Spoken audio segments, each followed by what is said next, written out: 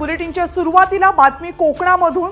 कोकणात राजकीय घमासान सध्या सुरू आहे, कारण गुहागरमध्ये राणे आणि भास्कर जाधव समर्थक आमने सामने आलेत। इतकंच नाही तर निलेश राणे यांच्या गाडीवर दगडफेक करण्यात आली आहे। भास्कर जाधव यांच्या कार्यालयाच्या बाहेरून निलेश राणे यांच्या गाड्यांचा ताफा जात होता आणि तेव्हाच राड्याला सुरुवात झाली। निलेश राणे यांची आज गुहागरमध्ये सभा आहे। या अगोदर भास्कर जाधव यांनी सिंधुदुर्गमध्ये झालेल्या सभेमध्ये नारायण राणे, नितेश राणे आणि निलेश राणे यांच्यावर ताशेरे ओढले होते आणि याचं उत्तर द्यायला मी तुमच्या मतदारसंघात येतोय असा इशारा निलेश राणे यांनी दिला होता। निलेश राणे यांची सभा आज भास्कर जाधव यांच्या मतदारसंघामध्ये आहे। मात्र ही सभा सुरू होण्यापूर्वीच वातावरण तणावाचं झालं होतं। राजकीय परिस्थिती लक्षात घेता दोनही गट आमने सामने येतील याची शंका पोलिसांना होती, त्यामुळे मोठा पोलीस बंदोबस्त तैनात ठेवण्यात आला होता। भास्कर जाधव यांच्या ऑफिसच्या बाहेर त्यांच्या कार्यकर्त्यांची मोठी गर्दी जमल्यामुळे पोलिसांनी ऑफिसच्या बाहेर बॅरिकेडिंग लावलं। यावर भास्कर जाधव प्रचंड संतापले होते, पण कार्यकर्त्यांची संख्या दोनही बाजूंची वाढायला लागली।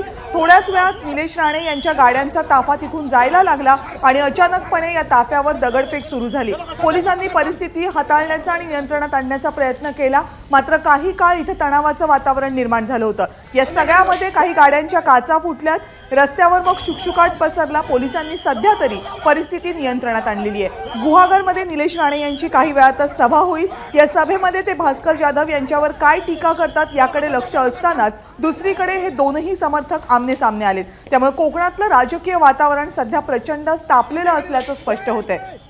भाजपचे कार्यकर्ते आणि शिवसेनेच्या ठाकरे गटाचे कार्यकर्ते हे आमने सामने आलेत। गेल्या काही दिवसांपासून शाब्दिक वाद, शाब्दिक चकामकी या दोनही गटांमध्ये होत होत्या, मात्र आता प्रकरण थेट हातघाईवर आले। अमोल मोरे आपले प्रतिनिधी आता आपल्या सोबत आहेत, आणखीन अपडेट त्यांच्याकडून जाणून घेऊयात आत्ताच्या परिस्थितीची। अमोल, कविता, एकंदरीत जर आपण ही घटना जी बघितली ती दुर्दैवीच म्हणावी लागेल, कारण की म्हणजे एकंदर दोन्ही पक्षाचे कार्यकर्ते समोरासमोर येतात आणि कायदा आणि सुव्यवस्थेची परिस्थिती निर्माण होते।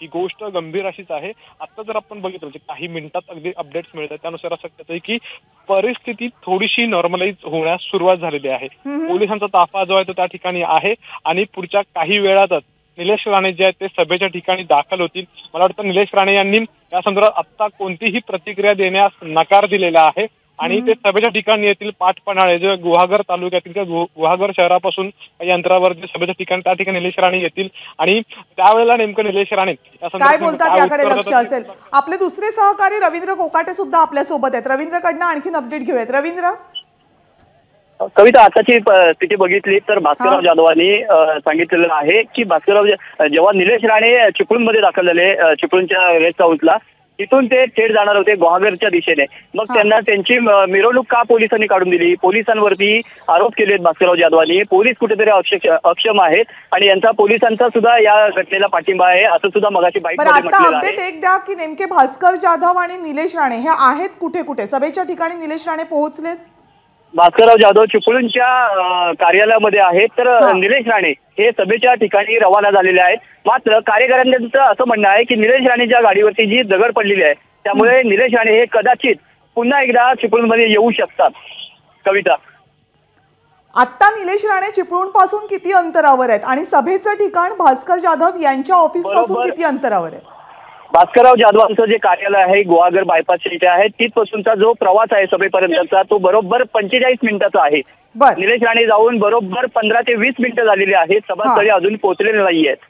कविता, बरं, निलेश राणे परत येण्याची शक्यता कितपत आहे? कारण निलेश राणेंचा एकंदर संताप बघितला। निलेश राणे ज्या वेळेस गाडीवरती त्यांच्या दगड पडला आणि निलेश राणे गाडीतून खाली उतरले आणि भास्करराव जाधवांच्या कार्यकर्त्यांच्या अंगावरती जाण्याचा प्रयत्न केला, कार्यालयाकडे जाण्याचा प्रयत्न केला।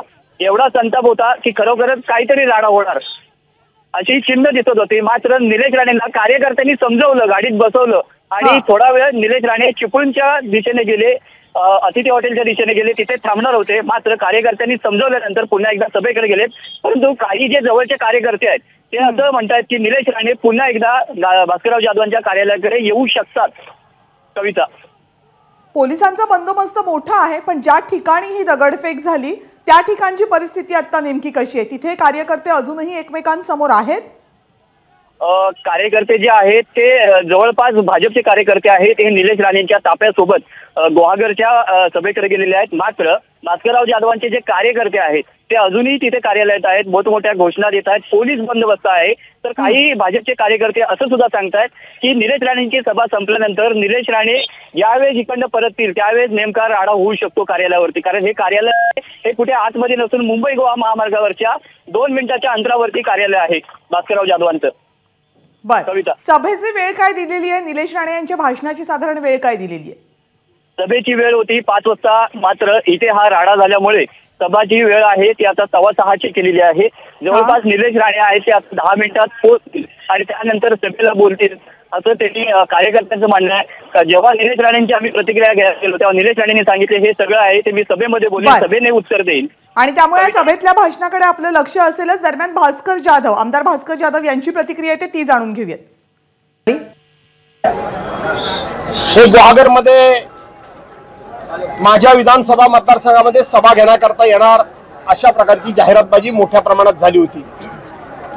त्यांनी खूप मोठ्या प्रमाणामध्ये टीझर व्हायरल करून या ठिकाणी लोकांना मोठ्या प्रमाणामध्ये उचकवण्याचा प्रयत्न केला होता. त्यांनी माझ्या कार्यालयासमोर मोठ्या प्रमाणामध्ये वेगवेगळे बॅनर्स लावले होते. त्याच्यामध्ये गुन्ह्याला माफी नाही, हिशेब चुकता करणार अशा प्रकारचे आव्हानात्मक भाषेचे बरेचसे बॅनर लावले होते, झेंडे देखील लावले होते. परंतु चिपळूणची संस्कृती आहे, कोणाच्याही सभा असल्या तर कोणाच्याही झेंड्याला हात लावायचा नाही, कोणाच्याही बॅनरला हात लावायचा नाही. त्याप्रमाणे विशेष करून आमच्या रत्नागिरी जिल्ह्याची ती संस्कृती आहे. आम्ही कुणीही त्यांच्या झेंड्याला वगैरे हात लावला नव्हता. परंतु सभा गुहागरला होती. निलेश राणे हे मुंबईतून आले. वास्तविक पाहता त्यांनी दापोली मार्गे फेरी बोटीने डायरेक्ट गुहागरला जावं आणि तिथे सभा घ्यावी अशा प्रकारचे अपेक्षित होतं. परंतु ते जाणीवपूर्वक चिपळूणमध्ये आले. भास्कर जाधव यांची ही प्रतिक्रिया होती. भाजपचे नेते प्रवीण दरेकर आता आपल्यासोबत आहेत. या संपूर्ण घटनेबाबत त्यांची ही प्रतिक्रिया जाणून घेऊयात. प्रवीणजी, नाही, मला वाटतं मी आता ऐकलं भास्कर जाधवांचं. त्यांची संस्कृती होती तर संयमाने शांततेने घेण्याची आवश्यकता होती आणि त्यांनी आव्हान दिलं कुणाला माफी नाही. म्हणजे भास्कर जाधवनी काही गुन्हा केला होता का असं त्यांना कबूल करायचं आहे का? मला वाटतं अलीकडच्या काळामध्ये भास्कर जाधव हे वारेमाप बेताल त्या ठिकाणी बोलतायत आणि अगदी भावतळल्यासारखं त्या ठिकाणी कुणालाही काही बोलतायत. आता अशा प्रकारच्या गोष्टी हम भी कुछ कम नाही अशा प्रकारेचा दाखवण्याचा त्यांचा केविलवाना प्रयत्न असावा असं मला या ठिकाणी वाटतंय. त्या ठिकाणी जर संयम बाळगला असता, ते येऊन स्वागत करून निघून गेले असते, त्याने काय आपल्याला कोणी कमी लेखलं असतं का? परंतु या ठिकाणी तसं जर असतं तर कदाचित मीडियात दखल घेतली नसती. मीडियाच्या माध्यमातून त्यांना उद्धव ठाकरेंनाही त्या ठिकाणी दाखवायचं आहे की बघा मी राणेंना, निलेश राणेंना त्या ठिकाणी नडू शकतो, त्यांना जशाच तसं उत्तर त्या ठिकाणी देऊ शकतो. आणि त्याच्यामुळे संस्कृतीच्या वगैरे गोष्टी करायच्या असतात तर वाटतं एका प्रगल्भ राजकीय नेत्यांनी त्या ठिकाणी संयम बाळगण्याची आवश्यकता आहे. तसं जर केलं असतं तर आम्हाला निश्चितच भास्कर जाधवांचं आम्ही कौतुक केलं असतं आणि मग कोण चूक कोण बरोबर यावर त्या ठिकाणी नीट त्या ठिकाणी बोलता आलं. पण तुम्ही वरिष्ठ नेते आहात. भास्कर जाधवांनी जी टीका केली होती त्या टीकेला निलेश राणे यांनी या सभेच्या अगोदरही उत्तर दिलेलं आहे आणि त्यातली ही भाषा बघितली असेल. त्यामुळे एकाच एक दोघांनीही सारखीच भाषा वापरलेली असं म्हटलं तर चुकीचं ठरणार नाही. तुमच्या पक्षाच्या वतीनं हे सगळं असं होऊ नये, रस्त्यावर हे राडे होऊ नयेत म्हणून कार्यकर्त्यांना समजवलं जाणार आहे का? 100% भारतीय जनता पार्टी हा वेगळ्या धाटणीतला पक्ष आहे, शिस्तीचा पक्ष आहे. त्याच्यामुळे आमच्या कोणी केलं तरी ते चूक आहे, त्याचं समर्थन काय कोण करणार नाही. आणि योग्य वेळी ज्या ज्या वेळेला ज्या ज्या घटना घडतात त्यावेळेला देवेंद्र फडणवीस साहेब असेल, आमच्या पक्षाचे वरिष्ठ नेते असतील, ते त्या ठिकाणी सांगत असतात. परंतु त्या ठिकाणी आरेला कारे करणं हेच माझ्या मते योग्य नाही. ज्याने त्यांनी लोकशाही मार्गानं आपले विचार मांडावे. जनता त्या ठिकाणी सजग आहे, सुज्ञ आहे. कोण खरं कोण खोटं हे त्या ठिकाणी ठरवत असते. आणि त्याच्यामुळे मला वाटतं अलीकडच्या काळात तर स्पर्धा लागलेली आहे.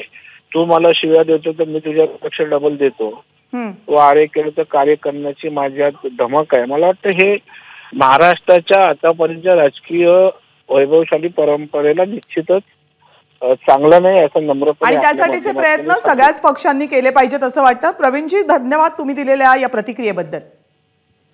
आणि अब्दुल सत्तार सध्या बोलतात, थेट जाऊयात. असं झालं असेल तर हे दुर्दैव आहे. खरं म्हणजे कार्यकर्त्यांनी विचाराची भूमिका आपली मांडायला पाहिजे. ही अशा पद्धतीने गुंडगिरी करून कोणाच्या गाडीवर दगडफेक करणे, कोणावर कशा तरी पद्धतीचा दबाव आणणे ही संस्कृती नाही आहे.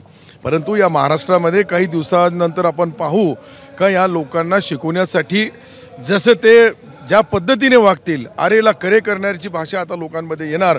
आणि सत्ताधारी सत्तेमध्ये असल्यानंतर मुख्यमंत्री महोदय शांततेचं आव्हान करतात. आम्ही सर्व शांत आहे. उपमुख्यमंत्री महोदय असतील, देवेंद्रजी असतील किंवा अजितदादा असतील, ह्या सर्वांनी आम्हाला एकच शिकवलं का भाई आपण सत्तेमध्ये आहे, सत्तेमध्ये शांतपणाने राहायचं. पण त्याचा कोणी अशा पद्धतीने उपयोग करत असेल तर त्याचा आम्ही निश्चित करतोय. भास्कर जाधव यांनी बऱ्याच वेळा भाषणात जेव्हा सिंधुदुर्ग दौऱ्यावर उद्धव ठाकरे होते त्यावेळेला मुख्यमंत्र्यांची देखील खिल्ली उडवली होती, नारायण राणे यांची देखील खिल्ली उडवली होती. त्यामुळे जवळपास हे निश्चित होतं की आज निलेश राणेंची सभा असताना त्या ठिकाणी काही ना काहीतरी गडबड होणार. तर आता नेमकी भूमिका काय असणार आहे राज्य शासनाची? का निलेश राणे तुमच्या महायुतीचे एक कार्यकर्ते आहेत, नेते आहेत आणि मोठ्या पदावर आहेत भाजपच्या. तर कुठेतरी त्यांना न्याय मिळताना भास्कर जाधव यांच्यावर अन्याय होणार नाही किंवा भास्कर जाधव यांना न्याय देताना निलेश राणे यांच्यावर अन्याय होणार नाही, अशी काय भूमिका असेल? नाही, अशी भूमिका निश्चित असायला पाहिजे. परंतु काही लोक नाटक करतात आणि नाटकमधला जो नाटक करणारा कलाकार असतो त्या पद्धतीने ते जे लोकांचे ज्या पद्धतीने त्यांचा स्वतःचा नौटंकीपणा दुसऱ्याच्या माध्यमातून एबीपी माझा, उघडा डोळे बघा नीट.